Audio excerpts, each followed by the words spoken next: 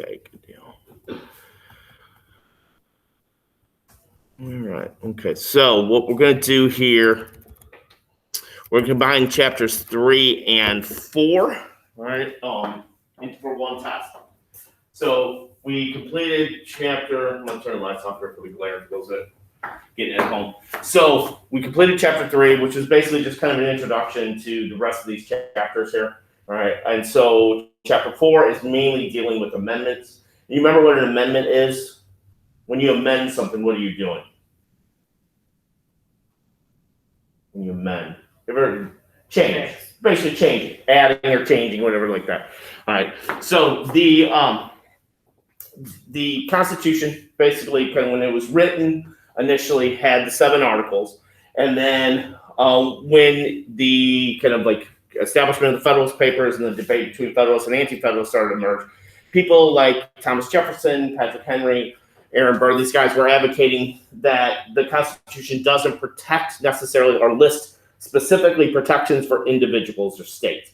All right, awesome. I love that. All right, so what they end up doing here is basically kind of, which is something that is almost like non-existent today in our political system, right? And that's this idea of compromise. Right? Let's see. Stay right there. All right, and so essentially that compromise between Federalists and Anti-Federalists led to the kind of a series of changes to the Constitution. The first 10 amendments that we refer to historically, right, as the Bill of Rights. You've heard this before. This is basically kind of stuff that you had in 7th grade. But the Bill of Rights is specifically the first 10 amendments to the U.S. Constitution. All right, and the idea here is to specifically state within the Constitution protections, rights, all right, privileges that individuals have, personal freedoms, but also states as well. And so this was essentially a concession that those like James Madison, who would argue there's nothing in the Constitution that is saying that we're limiting these certain privileges and freedoms and stuff. All right, but this was a guarantee, if you will. All right, so here's the kind of Constitution. All right, and currently at the Smithsonian here. So what I want to do today is mainly talk about the First Amendment. All right, today is just kind of strictly, which is probably of the Bill of Rights, is the one that everybody's least familiar with. It's kind of a catch-all kind of amendment for particularly individual freedoms, if you will. All right, so the kind of First Amendment covers multiple freedoms, generally 5, I believe. All right. So the first one that people tend to kind of focus on the most, all right, or tends to get kind of the initial kind of idea of what it means to kind of like in the United States, what kind of separates our democracy from at the time other kind of countries and their monarchies and such. All right, so we have freedom of religion, all right, which basically states, and we'll talk about. I'm going to show you a video here that talks about things like the Establishment Clause. But the idea is that you should be able to practice your whatever religion within certain parameters. That there is not an official kind of like state religion. And so this is a reaction, right, that the founding fathers are coming out of kind of in England, which England had an official church, the Anglican Church of England. All right. Also, too, this has its kind of origins with things like in Thomas Jefferson, the Statute on Religious Freedom in Virginia. All right. This idea of kind of the English kind of Bill of Rights. So what I'm going to do is I'm going to show you this video here, right, these kind of like crash course things with, again, the dude's kind of corny, but I think they do a great job of kind of explaining things relatively. Hi, I'm Craig, and this is Crash Course Government and Politics, and I'm excited. I'm excited because today we start. Hold on, let me go back here. I'm going to turn that down. Wow, it's so loud.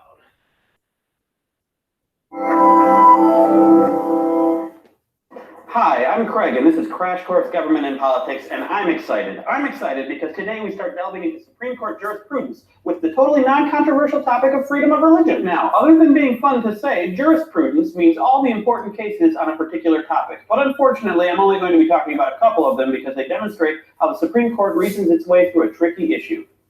Jurisprudence. Jurisprudence.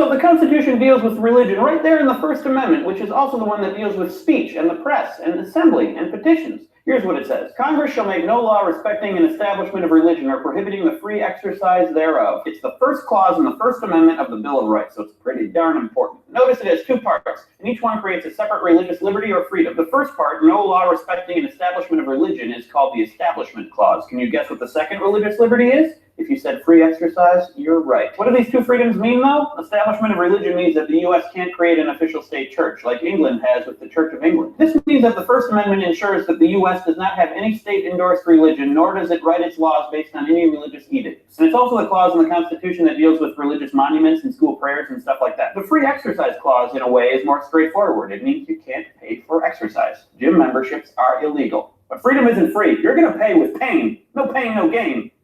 Actually, none of that is what we're talking about. What it means is you can't be prohibited from being part of a certain religion, although it doesn't mean that any religious practice is okay. For example, if your religion requires human sacrifice because you're an Aztec, state, local, and federal law can prevent you from practicing that aspect of religion for obvious reasons.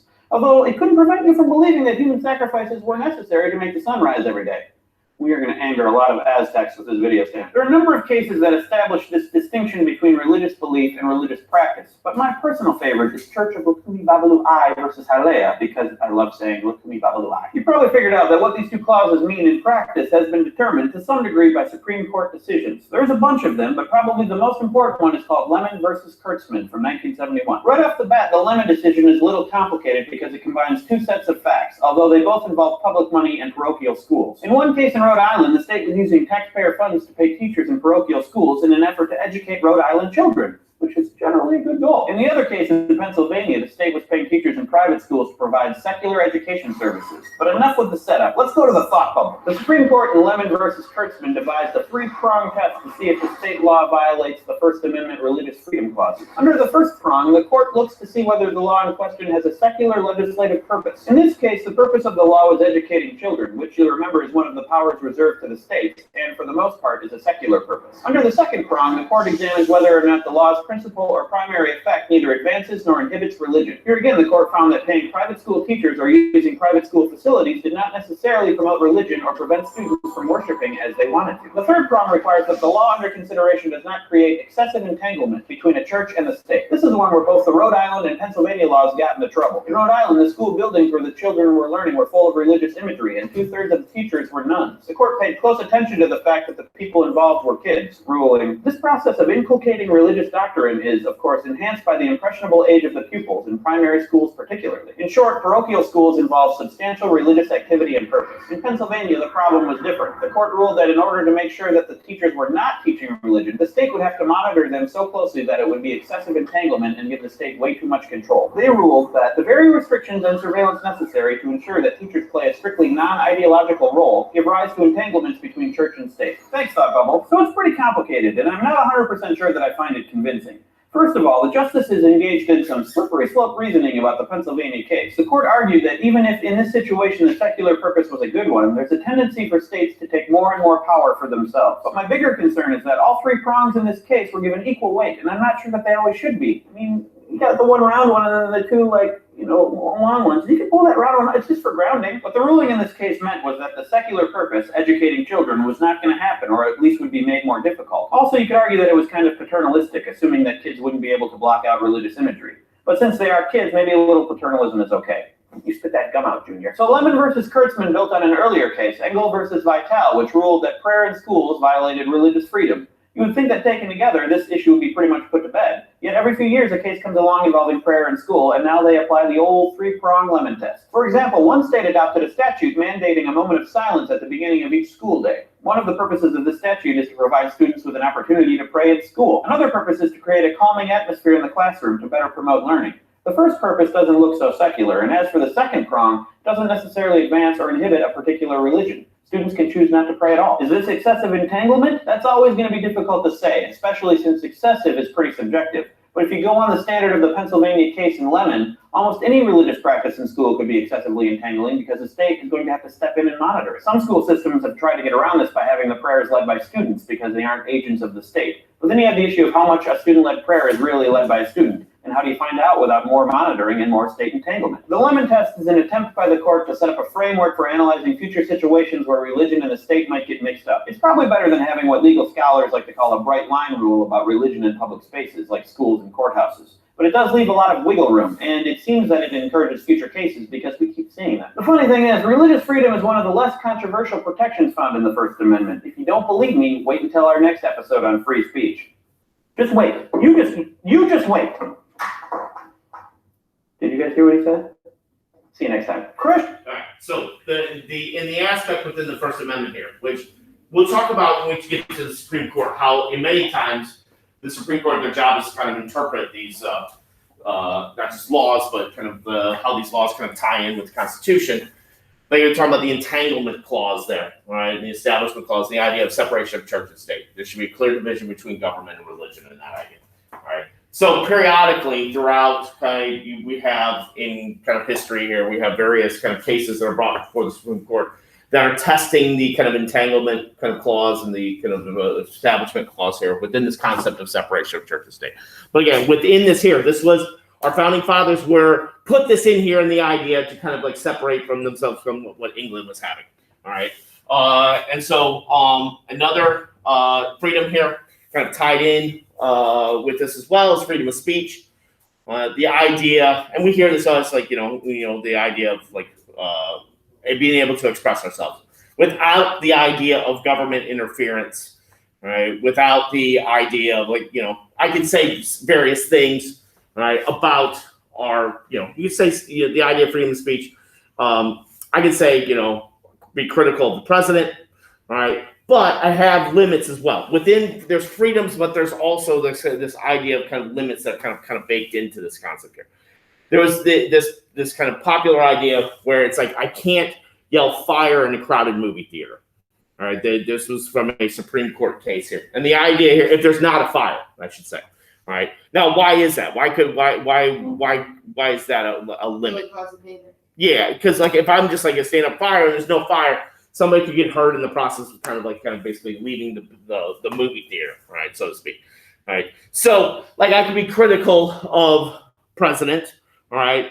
But if I take it to like, and this has become kind of with the internet and social media, it's kind of a little bit slippery slope, as I say.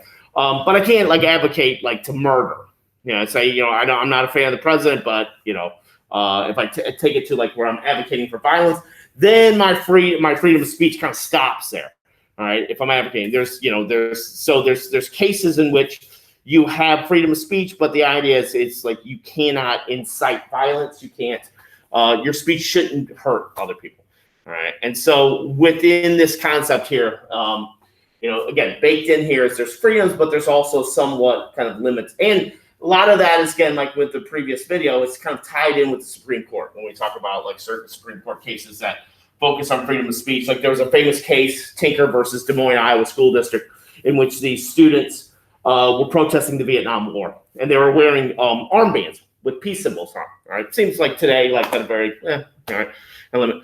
However, they were reprimanded by the school, and that was in question. Like, where does a student's kind of rights and freedoms? Where is that kind of like basically? Does it stop at the school door, so to speak?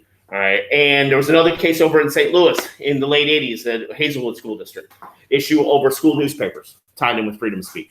All right, so we'll talk about those cases. We get a little bit like deeper when we're talking about the courts and such. All right, and then another important freedom that's very important to kind of a democracy is the idea of freedom of the press.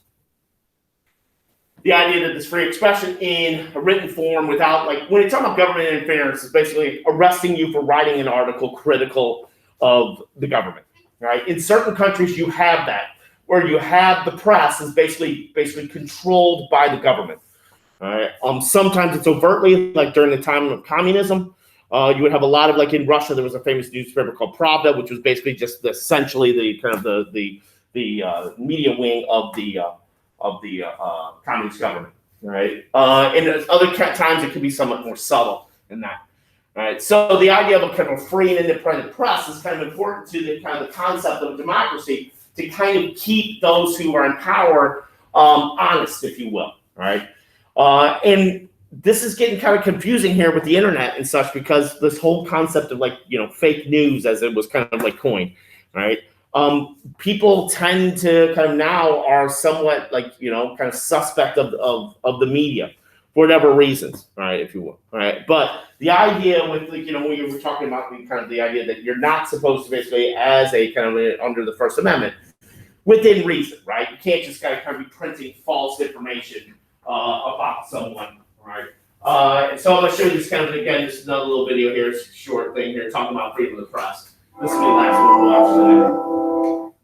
Hi, I'm Craig, and this is Crash Course Government and Politics, and today we're going to finish up our discussion of the First Amendment, finally, by talking about everybody's favorite, the press. The First Amendment is pretty clear that Congress can't make any laws abridging the freedom of the press, and since you understand the basics of free speech, because you were paying attention, the reasons for this should make a lot of sense. But as with any discussion of the First Amendment, things aren't as straightforward as we might think, and the freedom of the press, just like the freedom of speech, is not absolute.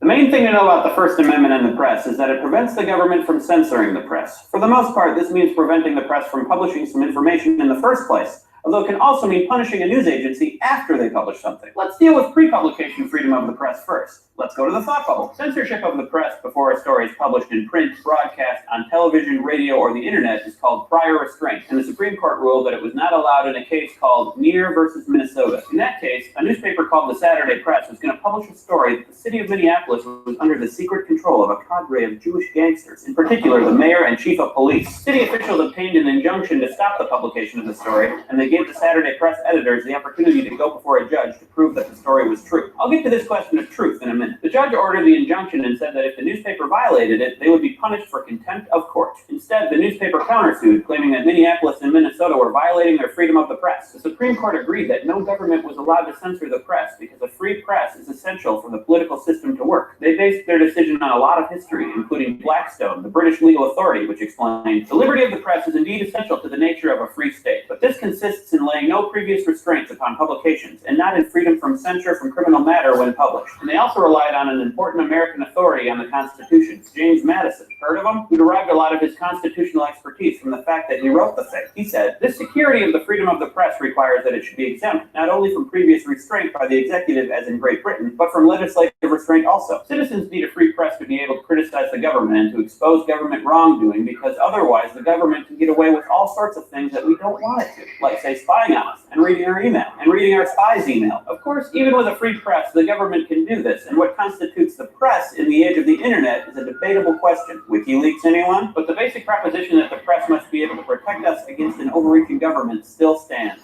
Thanks, Thought Bubble. There's another reason why the court put the kibosh on prior restraint, and that's because if a newspaper prints something that is untrue about the government, or more practically about a government official, there's a remedy for this. The person or agency about whom the untrue thing was said or written and published can sue the publisher for libel, and if he proves his case, can get monetary damages. This is supposed to prevent newspapers from flat out lying about public officials. But libel suits can cause another problem in that they can basically end up being after-the-fact censorship. If a newspaper is so afraid of a libel suit that it decides not to publish a story, then it effectively censors itself. Sometimes courts call this a chilling effect, and it applies to speech that people are afraid to make because of potential lawsuit or other punishment, as well as articles and news stories that go unpublished out of fear of potential punishment.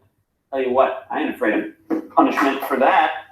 I do what I want, freedom of speech. Luckily for us, the court dealt with the libel issue in another landmark case, New York Times versus Sullivan from 1964. This case involved an advertisement in the Times that included some inaccurate statements about the way Alabama law enforcement was treating civil rights protesters, including Martin Luther King Jr. The Montgomery Public Safety Commissioner L.B. Sullivan thought these misstatements amounted to libel and sued the Times. He lost at the Supreme Court, and they ruled the standard for libel of a public figure was actual malice, which was my nickname in high school. This means that in order to win a libel case, you must prove that the publisher of the libelous statement knew that the statement was false and acted with reckless disregard, my friend's nickname in high school, for the truth. This is an almost impossible standard to prove, and what it means is that public figures almost never win libel cases. This goes a long way toward explaining some of the outlandish things you read about politicians and celebrities in print. And I'm not even going to begin to talk about some of what you can find on the internet, like a bearded dude talking about government and punching eagles. Some argue that we shouldn't feel too bad about celebrities, and we should remember that they are celebrities and are usually doing all right for themselves. Unflattering publicity might simply be considered the price of fame. I point out that celebrities are human too, except for Lil Bub, the only non-human celebrity.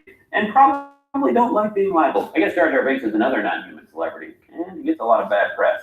But he truly is terrible, so it's not libel. So it sounds like the First Amendment protection of a free press is pretty much absolute, but there are always exceptions that make things complicated. One of these exceptions is the question of national security. There are some security issues that are so important the government is allowed to censor the press before they can print stories about them. The best example of this is that the government can prevent the press from printing detailed descriptions of troop movements during a war, because this would help the enemy and put soldiers' lives at risk. It's kind of like in those spy movies when the bad guys learn all the names and aliases of the secret agents, except it's real. Knowing this, most newspapers wouldn't print this sort of thing, at least while it's happening. But what about after the fact? Well, it gets complicated, but another Supreme Court case gives us some guidance about what to expect. In New York Times versus U.S., why is it always New York Times? The issue was whether or not the Times could publish the Pentagon Papers. These were secret documents stolen from the government by Daniel Ellsberg, who had worked at the Defense Department. They showed that much of the government's reasoning behind the Vietnam War was untrue, or at least highly questionable. I'm going to go with untrue. The government tried to stop the Times and the Washington Post, too, from publishing these papers because it would make the government look bad and perhaps turn public opinion against the war. Now, this was 1971, and a good deal of public opinion was kind of already against the war, so much so that Lyndon Johnson had decided not to run for re-election just a few years before in 1968. But the government said that publication of this classified report would cause irreparable harm to America's ability to defend itself, and they tried to stop the publication. The court ruled against this prior restraint, further strengthening the First Amendment protection of the free press. It also slapped down the executive branch, which was trying to claim its privilege to keep state secrets. But we already mentioned this when talking about Nixon and his attempts to hold on to the Watergate tapes. Anyway, as you can see, the First Amendment offers a lot of protections to citizens in the press, especially when they're criticizing the government or its policies, or even when they're making fun of celebrities. This is really, really important because American democracy relies on its citizens having enough information to make good decisions and hold elected officials accountable. We rely on the press to tell us what the government is doing so that we can decide whether or not we want to let them keep doing it. If the government can keep us from getting important or even not so important information by censoring the press or by preventing us from speaking out against what we see as wrong, it will be able to keep doing things that might be bad. And this is the kind of tyranny that the framers of the Bill of Rights were most worried about. So the more you're concerned about tyranny, the freer you want speech and the press to be. This is something to think about when you engage in arguments about Edward Snowden and his NSA disclosures or Julian Assange and WikiLeaks. Thanks for watching. I'll see you next time. Crash Course Government and Politics. Right. So, like I said, within this freedom here, there's also limitations, right? So the idea is that you can't you have freedom of speech, right? But again, your speech is, is sometimes checked here, and the idea you just cannot make up things, right? That's the idea. And so the video I talked about, one of the recourses, right, is this concept of libel and slander. Now, libel is usually kind of like associated with written, all right? And the idea is that these are rumors or whatever that kind of hurt a person's reputation. All right, slander is generally kind of associated with speech. It's like knowingly kind of like saying or repeating these kind of statements. Now, you can have, like they were talking about there with celebrities or whatever, like that can sue, and they have sued for libel on certain publications like National Enquirer and stuff like that. But it's kind of tough. And then there's another thing in there with this kind of like, if you ever watch like Saturday Night Live or Family Guy or South Park, whatever like that, there's that concept of satire where you take kind of a person, that is famous, whatever like that, you kind of exaggerate for comic purposes. That is generally protected under freedom of speech. That's generally protected under kind of freedom of the press, if you will. All right. So these usually are in monetary kind of compensation. And like the video said, it's kind of tough here. The internet has kind of, the founding fathers had no idea, foresight, that we'd have something where you have this information, so much information at your disposal so easily, right? And with that, you guys probably know the idea not everything you read on the internet is true. And so that kind of like how certain cases are approached through this are kind of changing, and kind of things are just kind of occurring as they happen in respect to this whole concept of libel and slander. All right. And then, so I believe this is our last one. Is that the last one on the notes there? All right. Freedom of assembly. Oh, no, I think there's one more. Is there one more? There's one more. My bad. All right. So basically, assembly is just like the right to basically kind of peacefully, essentially peacefully protest, right? All right. The idea to kind of assemble, to basically kind of express your opinions out in the street. And again, this kind of ties in with freedom of speech, freedom of expression. But again, there's some limits to here. Once kind of the idea kind of turns violent, then where does a freedom and kind of kind of a riot kind of occurred here, which unfortunately has been a discussion, unfortunately with kind of certain events that have occurred. But the idea here is our founding fathers understood that it was important to have people be able to express themselves without the fear of basically being kind of clamped down by the government. And again, a lot of other countries don't have this freedom. You have in many cases what we take for granted. Sometimes some people, when they do this in other countries, are basically putting their lives in their own hands. And then, unfortunately, even in our country, things have gotten really, really tense here. And this is kind of this freedom here has been on the front page of newspapers and in publications over people who are kind of expressing themselves and other people who are kind of engaging in kind of crossing the lines. All right. And then the last one is freedom of petition, which basically when you petition something, you're kind of addressing issues. All right.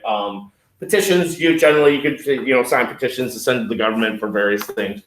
Right, you can send a petition to your congressman. Right, this again was kind of put in there the idea basically the kind of individuals having a voice.